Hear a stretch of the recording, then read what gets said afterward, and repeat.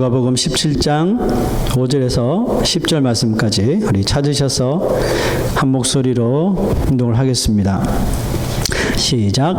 사도들이 주께 여짜오되 우리에게 믿음을 다하소서 하니 주께서 이르시되 너희에게 겨자씨 하늘 만한 믿음이 있었더라면 이 뽕나무더러 뿌리가 뽑혀 바다에 심기어라 하였을 것이요 그것이 너희에게 순종하였으리라. 너희 중 누구에게 밭을 갈거나 양을 치거나 하는 종이 있어 밭에서 돌아오면 그더러 곧 와 앉아서 먹으라 말할 자가 있느냐? 도리어 그더러 내 먹을 것을 준비하고 띠를 띠고 내가 먹고 마시는 동안에 수종 들고 너는 그 후에 먹고 마시라 하지 않겠느냐? 명한 대로 하였다고 종에게 감사하겠느냐? 이와 같이 너희도 명령받은 것을 다 행한 후에 이르기를 우리는 무익한 종이라 우리가 하여야 할 일을 한 것뿐이라 할지니라. 아멘. 우리 건강한 교회 만들기 프로젝트 이제 네 번째 시간입니다. 지난주까지는 저는 세 가지의 그런 영적 역량에 대하여 말씀을 전개했죠. 기억하십니까? 첫째는 영적 탄수화물인 하나님의 말씀을 열심히 먹자. 그리고 두 번째는 영적인 단백질인 기도를 통하여 날마다 이런 영적인 에너지로 충만해지자. 세 번째 저번 주는 영적 영적 지방인 이 예배에 집중하는 삶을 통하여 많은 세속적인 그런 악한 영향을 모두 다 차단하고 모두 다 막아내고 우리 안에 정말 예배의 뜨거운 그 은혜를 사모하며 아브라함처럼 정말 희생하며 예배할 수 있는 자가 되자라는 그런 말씀을 전했습니다. 그렇게 살고 계십니까? 사실 우리가 예수 믿으면서 살아갈 때 날마다 말씀을 먹고 또 기도를 통해서 하나님과 늘 교통하시고 또 예배 늘 드리고 이 세 가지만 온전히 우리가 지킬 수가 있다면 솔직히 여러분 그 자체만으로 그 신자나 그 신자가 있는 공동체는 건강해질 수밖에 없습니다. 그래서 이제 이 세 가지 최고의 영적인 영양분을 우리가 골고루 섭취하는 그런 신자의 삶 속에서 과연 어떤 모습이 나타나야 하는지를 이제 이번 주와 마지막 다음 주일날 함께 살펴보도록 하겠습니다. 오늘 나누게 될 그 영적인 영양분은 우리 몸의 그 뼈와 또 육체의 조직을 구성하는데 필요한 그 미네랄, 한국말 하면 무기질, 즉 뭐 칼슘이나 뭐 칼륨이나 뭐 아연, 뭐 구리 또 뭐 있습니까? 나트륨, 뭐 이런 역할을 하는 것인데요. 신자의 영적인 모습인 이런 말씀 생활, 또 기도 생활, 예배의 삶이 좀 이제 다이렉틀리 그 직접적으로 그렇게 삶을 사는 그 사람의 삶 가운데서 적용되도록 만드는 것인데 이게 바로 섬기는 삶, 서빙이라는 것입니다. 여러분 좋은 나무가 있다고 합시다. 좋은 나무의 조건이 뭘까요? 좋은 나무의 조건은 그 열매를 보아야지 좋은 열매를 맺어야지 이 나무가 좋은 나무라는 것이 증명이 되는 것이죠. 아무리 좋은 나무가 있다고 거기에 알림판이 있고 태그를 붙여놔도 좋은 열매를 얻지 못하면 이 나무가 좋은 나무인지 증명될 수는 없다는 것이죠. 예수님은 열매 없고 잎만 아주 무성했던 무화과 나무를 저주하신 아주 특이한 행동을 하신 적이 있거든요. 마태복음 21장 18절 19절 한번 봅시다. 이른 아침에 성으로 들어오실 때 시장하신지라 길가에서 한 무화과 나무를 보시고 그리로 가사 잎사귀밖에 아무것도 찾지 못하시고 나무에게 이르시되 이제부터 영원토록 네가 열매를 맺지 못하리라 하시니 무화과 나무가 곧 마른지라. 무화과 나무를 저주하신 장면을 보고 우리는 흔히 우리 성도의 삶에 그저 열매가 없다는 것을 책망하신다는 뜻으로 해석을 합니다. 맞는 말씀이죠, 그죠? 그러나 우리 예수님이 왜 무화과 나무를 저주하시는지를 우리가 좀 더 깊이 깨달을 수 있다면 왜 성도의 열매 없는 삶을 책망하시는지 그 의미를 이해하는데 더 도움이 될 줄로 믿습니다. 사실 예수님이 무화과 나무에 접근하신 이유가 뭐죠? 무화과 나무에 접근하신 이유는 성경 말씀 보니까 시향하신지라 배고프셨다 그랬어요. 그래서 본능적으로 무화과 나무에 가셔서 열매가 있을 거라고 생각하신 것이죠. 대개 무화과 나무는 다른 나무와 달리 좀 특별한 성향이 하나 있는데 그게 뭐냐 하면 무화과 나무는 열매를 먼저 맺는데요. 열매를 먼저 맺고 그 다음에 잎이 무성하게 자라는 아주 그런 독특한 성향을 가지고 있다고 합니다. 무화과 나무를 누가 창조하셨어요? 하나님이 창조하셨죠. 예수님이 창조하셨죠. 그죠? 무화과 나무를 창조하신 예수님이 그 나무에 열매 맺는 그 과정, 그 프로세스를 모를 리 없으시겠죠. 그래서 잎이 무성한 것 보시고 당연히 거기에 열매가 있겠구나 하고 그 무화과 나무에 접근하신 거예요. 그런데 가보니까 있으라는 열매는 없고 그냥 잎만 무성한 것을 보시고 화가 나신 거예요. 믿고 갔는데. 그죠? 창조 원리에 따르면 그 열매가 있어야 되는데 가셨는데 잎만 무성하고 열매가 없는 거야. 화가 나신 거예요. 예수님이 속이 좁으셔서 그 열매 좀 따지 못했다고 그 말도 못하는 무화과 나무에게 저주까지 퍼붓냐 이렇게 우리가 생각할 수 있는데 제 말 한번 잘 들어보십시오. 여러분 이 사건이 일어난 시기는 예수님께서 이제 예루살렘으로 이제 십자가 지시기 위해서 예루살렘으로 들어가셨을 때, 그러니까 패스오버를 지키기 위해서 예루살렘에 가실 때예요. 그러니까 6월절 때니까 지금으로 따지면 4월달 정도 됩니다. 이때 무화과 나무에 이 자라나는 과정이 어느 정도냐면 열매가 아직 열매가 열리지 않는 시기예요. 그 열매를 맺히기 위해서 싹이 맺히는 그 정도라고 합니다. 4월달이면 그러면 잎이 있어야 돼요, 없어야 돼요? 당연히 잎은 하나도 없어야 되는 겁니다. 그런데도 무화과 나무가 잎이 무성했던 것은 그 무화과 나무를 보는 이로 하여금 특별히 이 무화과 나무의 그 특성을 잘 아시는 예수님으로 하여금 큰 오해를 할 수 있도록 만들었다는 것입니다. 이 무화과 나무는 결국 마치 열매를 맺은 것처럼 포장된 거죠. 그죠? 그래서 마치 잎이 무성하게 보였지만 사실은 정말 한 개의 열매도 없는 어떻게 보면 좀 위선적인 그런 모습의 나무였다는 거죠. 물론 이 무화과 나무의 비유는 그 당시 아주 종교적인 형식과 또는 의식은 너무나도 삶에 무성하지만 누가 봐도 저 사람의 모습에서는 정말 이 신앙의 열매가 있을 거야라고, 그죠? 종교적인 형식과 이런 의식은 무성하지만 정작 그 사람의 자신의 삶은 아주 비신앙적인 모습이 가득했던 이 바리새인들과 또 성전 지도자들을 책망하신 것이죠. 하지만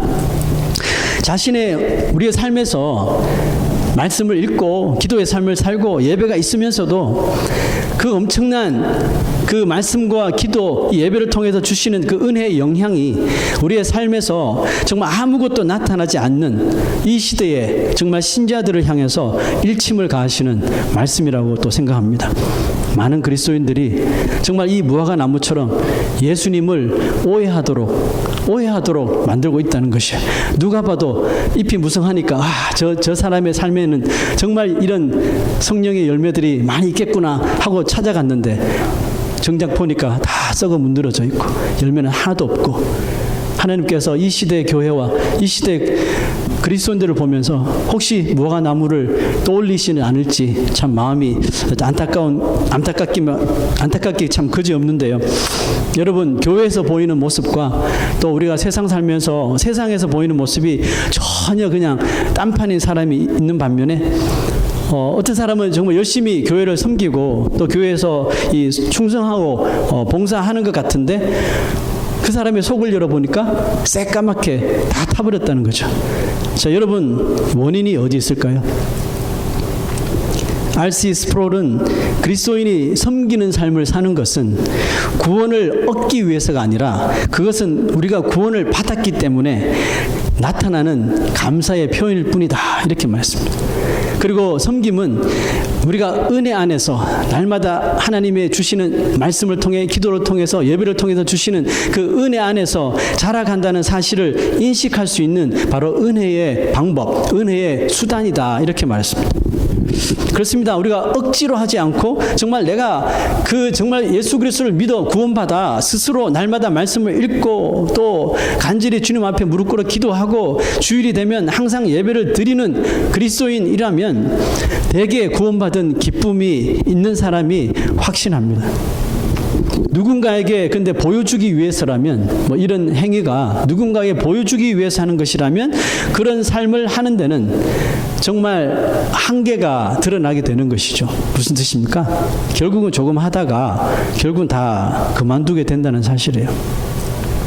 어떤 불신자 남자가 사랑하는 여자가 신앙 있는 남자와 결혼하기를 원한다고 해서 마음에도 없는 그런 이 생활을, 이런 크리스찬들의 그 생활을 하기 시작한다면 그것은 은혜를 입는 은혜의 수단이 아니라 결국 자신은 저 여자를 나의 아내로 맞아들이기 위한 목적을 이루기 위한 수단일 뿐이죠.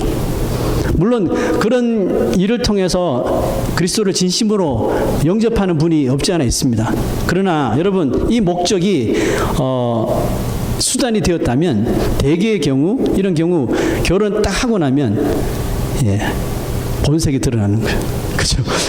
조금씩 예배를 가지 않기 시작하더니 자기의 삶 속에서 연애할 때 가졌던 신앙의 그런 겉모습들을 다 하나씩 지우기 시작하는 거예요. 이런 케이스로 결혼하신 커플들을 제가 좀 알고 있는데 보면 다 힘들어하셔요. 결정적으로 이 부부 관계에 영적인 좋지 않은 영향을 끼치는 것을 보게 되었습니다. 여러분, 그리스도인이 하나님께 순종하는 삶도 마찬가지라고 생각해요. 순종이나 이런 섬김이 정말 기쁨이 되어야 되는데, 기쁨이 되어야지 이것이 그냥 자신의 유익을 위한 수단이 되어서는 안 되는 거예요. 그리고 그저 내가 이런 책임이 있기 때문에, 이런 직분이 있기 때문에, 이런 마음으로, 그러니까 의무감 때문에 하는 것도 옳지 않다고 생각합니다. 이런 위험에 가장 많이 노출되어 있는 사람이 첫 번째가 아마 목회를 하는 목회자라고 생각해요. 또 사역을 하는 교사들, 사역자들이라고 생각하는데요. 그래서 저는 수시로 제 자신에게 이렇게 점검하는 일이 있어요. 내가 지금 설교를 하고, 또 내가 설교 준비를 위해서 시간을 할애하고, 기도를 하고, 또 말씀을 찾고, 말씀을 연구하는 것이 자칫 이런 목사라고 하는 의무감 때문에 하는 것은 아닌가. 나는 그다지 이 일을 하는데 마음에 기쁨이 없는데 마치 교회에 하열된 그런 직원이기 때문에, 내가 교회로부터 유급 직원이기 때문에 오늘도 강단에 서야 하는 건 아닌가, 이런 생각을 꾸준히 하는 거예요. 몰랐죠? 여러분 보시기에 목회자들 보면 잎이 무성한 것처럼 보이잖아요. 물론 무성하신 분이 많죠. 그러면 우리가 생각하기를, 저 목사님의 삶을 열어보면 정말 성령의 열매가 주렁주렁 맺히겠지. 우리가 되게 이런 생각들 합니까? 네, 되게 그렇게 해요. 그런데 여러분, 목회자가 자기 자신을 이렇게 점검하지 못하면 자꾸 성도들을 오해하게 만드는 거예요. 예수님을 오해하게 만드는 그런 삶을 살아갈 수 있다는 거예요. 만약 이와 같은 점검이 없으면 자신도 모르게 이 사역이 직업적으로 돌아갈 수 있는 거예요. 그 직업병이 될 수 있는 거죠. 또 하나의 그냥 보면 종교 생활이 될 가능성이 높다는 거예요. 그래서 제가 이런 목회를 하면서 수시로 이렇게 점검하는 것이 뭐냐 하면, 나는 정말 이 사역을 통해 기쁨이 있는가? 제 주 사역이 말씀 증거하는 거잖아요. 내가 이 말씀을 준비하고 오늘 설교를 해야 되는데, 어떤 날은 그런 날이 있어요. 제가 막 설교를 준비하는데 너무너무 설교가 준비가 잘 된 거예요. 내가 봐도. 이 설교 너무 좋은데? 사람들 너무 은혜 받겠는데? 이런 생각하는데 정작 내 마음에는 기쁨이 없는 거예요. 내 마음에 정말 그다지 그냥 사람들이 들으면 좀 변화될 것 같아, 기분이 좋을 것 같아, 용기를 얻을 것 같아, 이런 생각이 있는데 정작 내 마음에는 기쁨이 없는 거예요. 그럴 때 어떻게 해야 될 거야? 혹시 내가 이것을 직업적으로 하지 않는가? 의무감 때문에 내가 할 수 없이 하는 것 아닌가? 이런 생각을 하게 되더라고요. 그래서 내 마음에 정말 이 말씀 증거하는 이런 희락이 있도록, 기쁨이 생기도록 다시 말씀을 덮어놓고 기도하는 거예요. 주님, 내 마음에 먼저 기쁨을 주시고, 내 마음에 변화를 주시고, 내 마음에 충성할 수 있는 그런 담대함을 달라고 먼저 기도하게 되는 것 같습니다. 지금 우리가 한 달 동안 건강한 교회 만들기 프로젝트를 하는 이유가 뭡니까? 우리 건강한 교회 성도들 모두가, 우리 모두가 주님의 일꾼이 되기를 원하는 것이잖아요. 누구 한 사람 빠지지 않고 우리 모두가 하나님 나라의 일꾼이 되자는 식에서 우리가 건강한 교회 만들기 프로젝트를 하는 거예요. 그냥 의무적으로 직분을 받았기 때문에 할 수 없이 해야 되는 그런 일꾼이 아니라 봉사는 열심히 하고 열심히 섬기는데 그 영혼은 다 썩어 문드러진 그런 일꾼을 만드는 것이 아니라 예수 그리스도가 우리에게 생명을 주신 그 희생과 섬김에 대한 오직 그 기쁨 때문에 일꾼이 되고 순종하고 섬기는 그런 동기가 되어야 한다는 뜻에서 우리가 한 달 동안 이 프로젝트를 시행하고 있는 것입니다. 자, 이제 왜 섬기는 삶이 구원받은 자에게 당연히 있어야 하는지를 한번 보겠는데요. 오늘 본문 말씀을 한번 되돌아가서 예수님의 제자들이 다가와서 이런 질문을 했습니다. 사도들이 주께 여짜오되 우리에게 믿음을 더하소서. 여러분 틀린 말 아니죠? 네, 나쁘게 들리진 않습니다. 네, 나쁜 요구도 아닌 것 같아요. 그런데 예수님은 이 사도들의 질문에 이런 대답을 하셨어요. 주께서 이르시되 너희에게 겨자씨 하나일 만한 믿음이 있었더라면, 지금 믿음이 있다는 거예요, 없다는 거예요? 없다는 뜻이죠, 그렇죠? 제자들 뭐라고 그랬어요? 우리에게 믿음을 increase our faith. 지금 믿음이 있는데 여기서 더 increase 시켜달라고, 자기 믿음이 있다고 지금 이야기하는데 예수님은 너에게 겨자씨 하나일 만한 믿음이 있었더라면 이라고 말하는 거죠. 있었더라면 무슨 일이 벌어져요? 이 뽕나무더러 뿌리가 뽑혀 바다에 심기어라 하였을 것이요 그것이 너희에게 순종하였으리라. 이런 일을 보고 뭐라 그래요? 기적이라 그러죠. 뽕나무더러 뽑혀서 바다에 던지우라, 심기어라. 근데 그대로 일어났어. 기적이잖아요. 겨자씨 하나일 만한 믿음이 있었더라면 이런 일이 일어날 거다. 그런데 너희에게 이런 믿음이 있다 없다? 없다. 그러므로 제자들이 지금 요구하는 게 뭐예요? Increase my faith. 내 믿음을 더해달라는 그 의도가 도대체 뭐예요? 그 의도는 제자들이 생각하는 이 믿음이라고 하는 것은 어떤 눈에 보이는 이런 이 슈퍼내추럴한 그런 능력을 나타내는 수단으로 본 것 같아요. 자기들이 가지고 있는 믿음으로는 아무런 능력이 나타나지 않는데 예수님이 가지고 있는 믿음으로는 막 환자들이 일어나고, 그죠? 기적들이 일어나서 치료가 막 일어나면서 이런 거 하고 싶다는 거예요. 그래서 increase our faith. 우리도 예수님처럼 이런 능력 나타낼 수 있도록 믿음을 더해달라고 말한 거예요. 근데 예수님께서 딱 쳐버리셨죠. 너에게 진짜 요만한 믿음이 있었다면 그 일이 일어났을 거야. 그 안 일어나는 이유가 뭐야? 믿음이 없는 거야 라고 말하는 거예요. 그래, 예수님의 그 대답은 믿음이라는 것은 절대로 이 퀀티티가 아니다. 그 양으로 보여지는 것이 아니고 또 믿음이 있는데 더 많이 더해지는 그런 차원이 아니라 하나님께서 보시는 믿음은 그 퀄리티라는 거죠.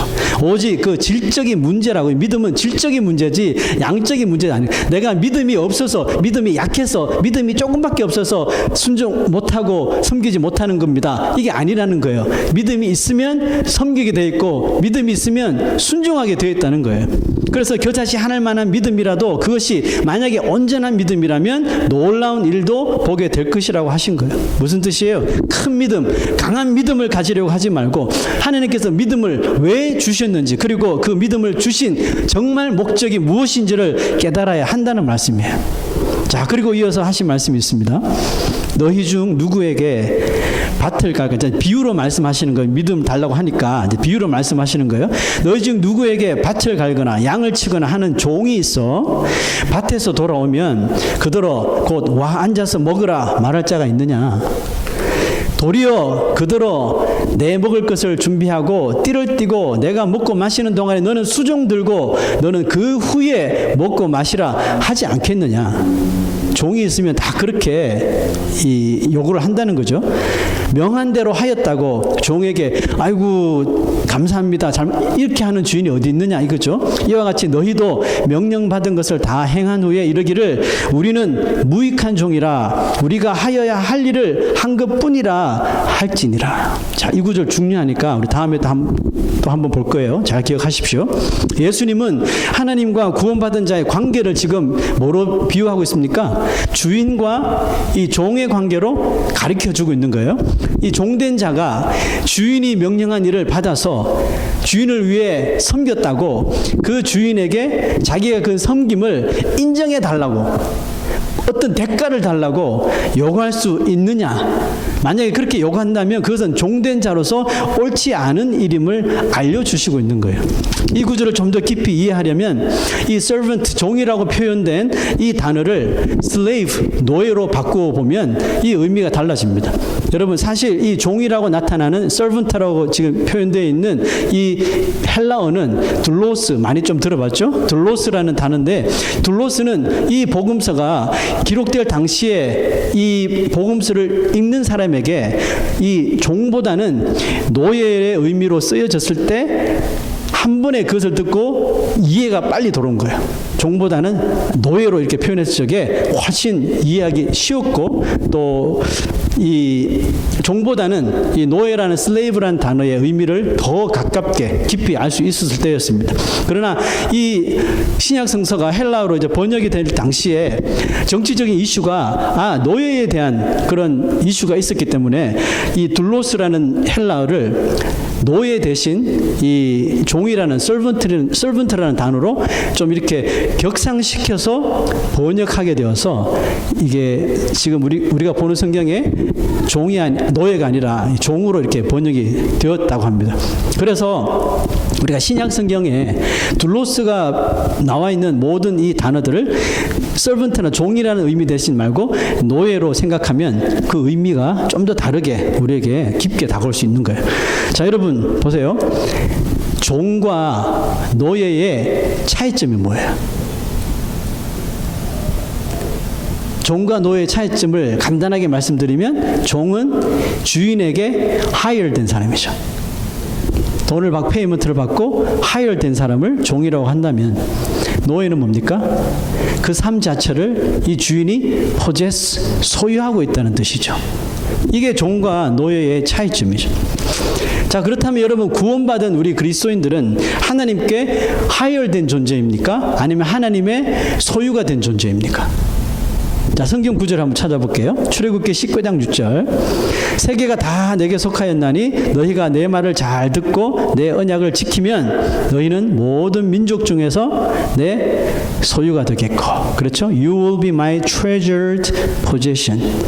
또 우리가 시편 100편 암송했었는데, 여호와가 우리 하나님이 주신 너희는 알지어다 그랬죠. 그는 우리를 지으시니요 우리는 그의 것이니 그의 백성이요 그의 기르시는 양이로다. 아까 우리 선한 목자 되신 우리 주여 찬송했었죠. 왜 우리 그렇게 찬양합니까? 우리는 주의 것입니다. I am yours라고 고백하는 의미에서 우리 이 찬송을 부르는 거예요. 자, 하나님은 애굽에서, 이집트에서 400년을 이 바로 왕의 노예로 살았던 이스라엘 백성들을 이 바로의 손에서 강제적으로 모세를 통해서 구원하시잖아요. 이끌고 이 노예살에서 나오잖아요. 나오셔서 하나님께서 하신 말씀이 뭐예요? 너희는 모든 민족 중에서 내 소유가 되겠고, 이제는 너희가 바로의 노예가 아니라 나의 소유다, 나의 백성이다, 이렇게 말씀해 주신 거예요. 같은 의미로 그리스도가 십자가에서 자신의 생명을 우리에게 주시기 전에 우리 인생은 뭐예요? 죄악의 노예였잖아요. 세상의 노예였습니다. 이처럼 세상에서 노예처럼 얽매여 영원한 죽음이라는 운명을 가지고 태어난 우리 인생들을 그리스도의 십자가, 이 구속 사건을 통해서 예수님은 택하신 백성의 그 생명을 악한 마귀로부터, 죄악으로부터, 이 세상으로부터 건져서 자기 소유로 삼아 주신 것이라는 거죠. 이제 예수님께서 제자들에게 믿음이 있어야 된다는 그 말을 왜 이 주인과 노예의 관계로 설명하셨는지 이유를 아시겠습니까? 여러분, 우리에게 구원에 대한 믿음을 주신 것은 그 믿음으로 내 자신의 이런 어떤 능력치를 나타내거나 자신의 이런 직위나 신분을 더 끌어올리려는 것이 아니라는 거예요. 제자들이 예수님께 increase my faith, increase our faith라고 말하는 그 의도는 뭔가 지금 나 모습이 아니라 더 예수님과 같은 신적인 능력을 가지고 사람들에게 의시될 수 있는 뭔가 이런 모습을 기대했지만, 주님께서 주신 믿음은 그런 게 아니라는 겁니다. 그렇다면 뭡니까? 예수 그리스도께서 십자가에 구속하셔서 우리에게 주신 그 믿음을 주신 진정한 의도, 목적이 뭡니까? 우리가 구원받았다는 것이 전적으로 totally 하나님의 은혜였다는 것을 똑바로 기억하라는 뜻으로 우리에게 주신 것이 바로 믿음이에요. 그리고 이 생각을 우리가 절대로 흐트리면 안 되고, 이 생각이 우리의 마음에서 떠나지면 우리가 그 입만 무성한 무화과 나무 같은 존재로 전락할 수밖에 없는 거예요. 우리는 둘로스라니까요. 우리는 다 노예들이에요. 노예라는 말이 솔직히 우리가 이 어감이 좋지는 않지만 노예인 걸 어떻게 해요? 둘로스예요. 우리는 다 하나님의 둘로스입니다. 우리 스스로는 절대로 이 죽음과 죄악의 이런 체인, 이 사슬, 정욕과 탐심의 사슬로부터 스스로는 절대로 무슨 난리를 쳐도 헤어나올 수 없는 세상의 죄악의 노예였는데, 그 노예의 사슬을 예수 그리스도께서 성육신하셔서 십자가의 그 피로서 끊어버리시고 이제는 넌 내 거야 라고 말씀해 주신 거 아니에요? You are mine. 넌 이제 세상의 것이 아니고 바로 나의 존재, 나의 소유물이야 라고 선포해 주신 은혜, 그 은혜를 우리가 잊지 말고 살아야 한다는 의미를 지금 말씀해 주시고 있는 것이죠. 자, 아까 제가 중요하다고 했던 구절을 다시 한번 볼게요. 이와 같이 너희도 명령받은 것을 다 행한 후에, 무엇입니까? 내가 구원받아서 그 기쁨 때문에, 그 즐거움 때문에 교회에서 섬김을 하고 또 직분을 받아 열심히 순종하고 또 어디 가든지 그리스도인으로서 향기를 나타내고, 이런 하나님께서 명령하신 것을 다 행한 후에입니다. 행한 후에 이르기를, 나 이렇게 행했으니까 나에게 믿음의 능력을 더해 주세요. 아니면 더 나에게 유익한 뭔가를 주세요. 대가를 요구하는 것이 아니라 우리는 무익한 종이라, 우리가 하여야 할 일을 한 것뿐이라 할지니라. 정말 중요한 말씀입니다. 오늘 다 잊어버려도 이 구절 하나만 가지고 가시면 여러분 성공하신 겁니다. 우리는 무익한 종이라.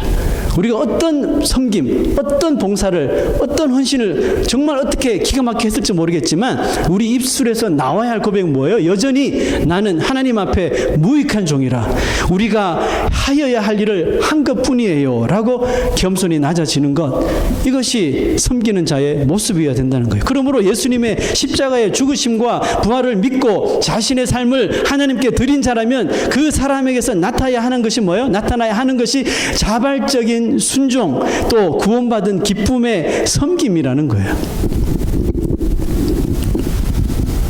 그런데도 섬김이 없는 신앙생활을 하거나 자신의 유익을 위해서 섬기기를 원하고 살아간다면 예수님을 속였던, 입만 무성했던 나무와 무화과 나무와 같은 모습이라는 거예요.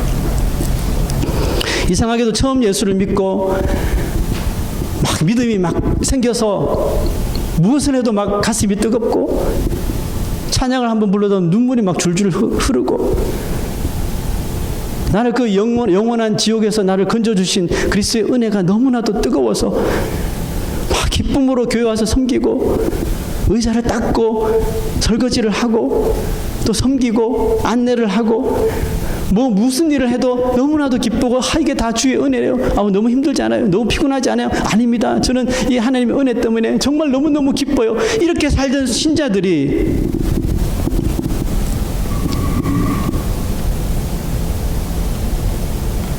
정말 그때는 주님의 말씀처럼 나 같은 죄인을 이렇게 구원하여 주셨는데요, 저는 무익한 종이라 내가 하여야 할 일을 한 것뿐이라고 겸손히 섬기던 사람이 점점 교회 생활에 익숙해지고, 시간이 지나면 지날수록 점점 무익하다고 했던 그 무익이 유익으로 바꿔지는 거예요.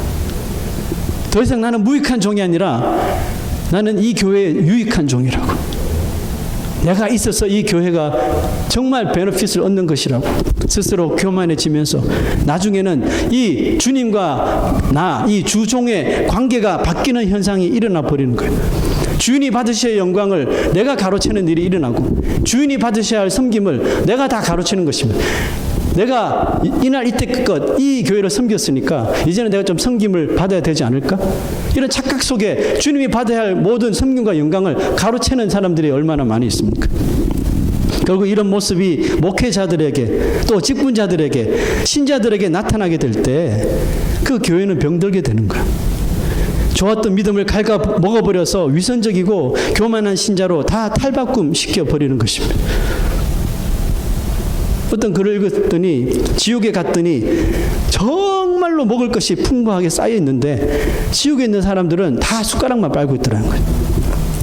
다 너무나도 신기해서 아니 왜 저렇게 먹을 것이 많은데 다들 저렇게 비쩍 말라서 말라 비틀어져 가지고 숟가락만 빨고 있냐고. 아, 저기 있는 사람들은 다 자기가 세상에 살 때 유익을 끼쳤던 사람이라고 생각해서 누군가 나한테 대접하겠지. 누군가 저 음식을 가지고 나를 요리해서 주겠지. 그거 기다리고 있다는 겁니다. 저렇게 음식이 쌓여 있는데 다 숟가락만 쫄쫄 빨고 있다는 그게 지옥의 모습이라는 거죠. 천국은요. 반대로 긴 수저를 들고 있는데 다들 도실도실하게 살이 쪄서 배부르게 먹고 있다는 거죠. 왜요? 나는 너무나도 무익한 종이라 섬기겠습니다 해서 음식을 긴 수저로 다 퍼서 다 옆 사람을 이렇게 다 먹여주더라는 것이. 그 긴 수저로 자기는 절대로 먹을 수 없는데 옆 사람이 다 섬겨주니까 잘 먹고, 네, 뭐 이런 식의 글을 읽은 기억이 납니다. 여러분, 우리 신자들은 예수님이 오시는 그날까지 무익한 종으로 살아야 합니다. 그 생각을 잃어버리는 순간 미안하지만 우리는 지금까지 벌어놓은 은혜 다 잊어버리는 거예요. 그리고 타락의 길을 걷게 되는 것입니다. 여러분, 하나님 앞에 유익한 종은, 정말 유익을 끼쳤던 종은 예수님밖에 없습니다. 하나님이셨던 그분이 이 죄인들을 구원하시기 위해서 성육신 하신 것, 또 율법을 온전히 이루시기 위해서 십자가에서 자기 자신을 희생시킨 그 예수님 외에 이 세상에 존재하는 그 누구도 정말 어떤 거룩하고 경건한 목회자나 신학자나 어떤 그리스도인들을 할지라도 하나님 앞에 유익한 종이 될 수가 없습니다. 하나님 앞에 유익한 종은 오직 예수 그리스도밖에 없는 거예요. 그래서 우리는 날마다 하나님 앞에 내어놓을 수 있는 것이 뭐예요? 내 믿음을 더하소서, 섬김을 받게 하소서. 이제 많이 섬겼으니까 이제 좀 다른 사람들이 나를 섬기게 해주시, 이런 기도를 하는 것이 아니에요. 우리가 주님 오시는 날까지 우리 입술에서 고백되어져야 하는 것이 뭐예요? 주여 이 죄인을 용서하여 주시옵소서 아니에요? 그렇잖아요. 우리가 구원받았지만 여전히 죄 가운데 살아가고 있고 죄의 본성이 이끄는 내 자아를 영향을 받아서 날마다 우리가 허구한 날 짓는 것이 죄 아니에요? 그래서 우리가 주님 앞에 나와서 주여 이 무익한 종, 이 죄를 용서해 달라고 고백해야 하는 거예요. 그렇게 사도 바울도 날마다 나는 곤고한 사람이로다. 나는 배설물과 같은 존재다. 나는 쓰레기 같은 존재다. 주님, 내가 어찌할 바를 모르겠사오니 이 공고한 심령을 불쌍히 여겨달라고, 이 무익한 종을 불쌍히 여겨달라고 기도하고 또 기도한 거 아닙니까? 마태복음 24장 44절에서 46절 보십시오. 이러므로 너희도 준비하고 있으라. 생각하지 않은 때에 인자가 오리라. 마지막 때가 오겠다는 거죠. 충성되고 지혜 있는 종이 되어 주인에게 그 집 사람들을 맡아 때를 따라 양식을 나눠줄 자가 누구냐. 자, 밑줄 근 이 구절 한번 보십시오. 그 집 사람들을 맡아 때를 따라 양식을 나눠줄 자가 누구냐. 하나님께서 소유 삼은 곳에, 하나님께서 소유 삼은 그 공동체, 이들을 맡아서 때를 따라 양식을 나눠줄 섬길 자가 누구냐라고 물어보신다는 거예요. 주인이 올 때에 그 종이 이렇게 하는 것을 보면 그 종이 복이 있으리로다. 나 자신이 하나님 앞에서 무익한 종임을 늘 깨달을 수 있는 사람은 주인의 소유를 섬기는 자가 될 수 있다는 겁니다. 하나님의 소유인 교회를 섬기고자 하는 마음이 드는 것이 믿음이 가진 자의 어떻게 보면 아주 놀멀한 정상적인 행동이에요. 구원함을 받았음에도 불구하고, 그죠? 이 믿음을 얻었음에도 불구하고 섬기지 못하고 뒷짐지고 있는 것이 비정상이라는 거예요. 그래서 자신은 은사대로 기쁘게 자원하여 정말 내가 가진 것도 없고 뭐 잘하는 것도 없는데 이게 조금이라도 이 교회 공동체에 도움이 되지는 않을까 해서 정말 섬김의 자리에 먼저 나오고 남들이 이렇게 꺼리하고 마다하는 일을 가서 먼저 감당해 나가는 이런 모습이 기쁨이 되어 스스로 나타나게 된다는 것이에요. 하나님의 소유된 다른 지체들을 섬기고 하나님이 세워주신 이 가정의 구성원들을 아낌없이 섬기는 것이 바로 우리에게 믿음을 주신 그리스도의 뜻이라는 것입니다. 한번 생각해 보세요. 가정에 오늘 저녁에 저녁을 먹어야 되는데 이 가정의 이 구성원들이 다 이런 생각을 가지고 있는 거예요.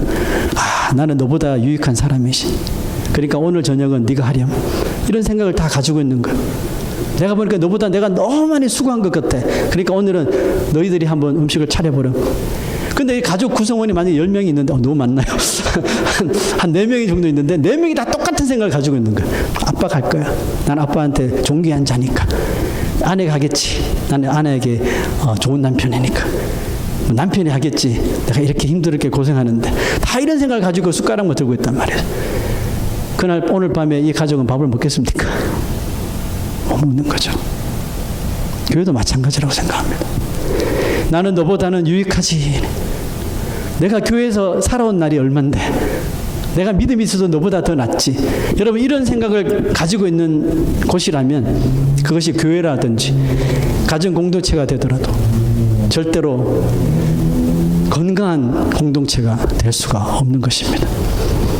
바로 그런 모습을 보인다면 그 사람이 또 그 공동체가 바로 잎만무성한 무화과 나무의 모습일 것입니다. 예수님을 헷갈리게 만들고 예수님을 오해하게 만드는 곳이 되는 것입니다. 그곳에 사랑과 은혜가 가득한 줄 알고 찾아갔는데 뚜껑을 열고 보니까 교만과 위선의 잎으로 가장하고 있었던 것이 다 드러나게 되는 거예요. 보세요. 마지막 날 다 드러나겠다 그랬잖아요. 너희도 준비하고 있으라. 생각하지 않은 때에 인자하리라. 무엇을 준비하라는 겁니까? 주인에게 그 집 사람들을 맡아 때를 따라 양식을 나눠주는 그 삶을 준비하라는 겁니다. 그렇게 살라는 겁니다. 그렇게 살 때 주인이 돌아오면 그 종이 이렇게 하는 것을 보고 그 종에게 복을 내리신다는 뜻입니다. 우리는 주님 앞에 무익한 종, 주님 앞에 노예라는 이 말을 여러분 어감은 이상하지만 절대로 이상히 여기시면 안 돼요. 세상적인 의미의 노예는 뭡니까? 뭐 착취당하고 맨날 위협당하고 빼앗겨도 말 못하고 막 무시당하고 비인간적인 취급을 당하는 것, 이것이 우리가 세상에서 말하는 그런 노예의 이런 의미이지 않습니까? 그러나 우리가 하나님의 둘로스가 되면, 하나님의 노예가 되면, 하나님의 노예가 된 자들에게, 즉 하나님의 소유가 된 자들에게 하나님은 착취하시고 빼앗고 너 이거 해 저거 해 뭐 무시하는 그런 대우를 받는 것이 아니래요. 여호와는 나의 목자시니 내게 부족함이 없으리로다. 하나님께서 하나님이 소유하시는 자의 목자가 되어 주신다고 하십니다. 내가 사망의 음침한 골짜기로 다닐지라도 해를 두려워하지 않게 하신대요. 왜? 주께서 나의 지팡이가 되시고 주의 나의 막대기가 되어 주셔서 나를 지키시고 보호하시고 안위하시기 때문에 그래요. 주께서 내 원수의 목전에서 내게 상을 차려주신대요. 내가 하나님의 그 노예로 주님의 소유가 되니까 하나님께서 이런 은혜를 베풀어 주신대요. 기름을 내 머리에 부어주시니 내 잔이 넘치나이다. 세상이 말하는 노예의 모습과 정말 천차만별 아닙니까? 우리 하나님의 노예인 것을 그래서 기뻐하셔야 되는 거예요. 오늘 말씀을 마칠게요.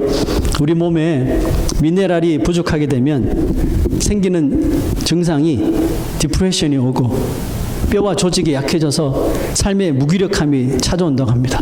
그래서 몸의 건강과 성장을 가로막는다고 하죠.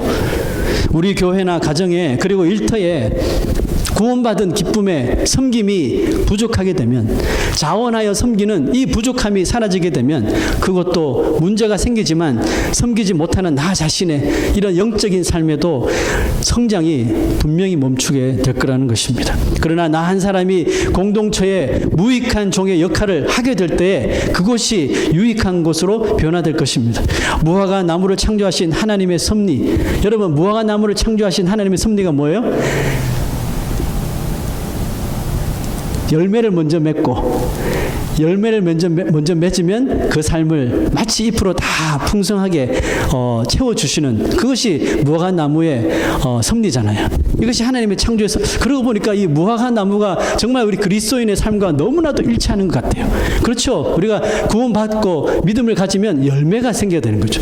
열매는 없고 잎만 무성한 그런 모습은 절대로 하나님 나라에 합당하지 않는 것이죠. 그러므로 무화과 나무를 창조하신 하나님의 섭리에 합당하게 열매를 먼저 맺고 그 다음에 잎도 무성하여 찾는 이가 생기고 또 그곳에서 찾는 이로 하여금 유익을 끼칠 수 있는 그런 건강한 교회 또 우리 건강한 성도들이 되시기를 주의 이름으로 축원합니다. 오늘 우리가 함께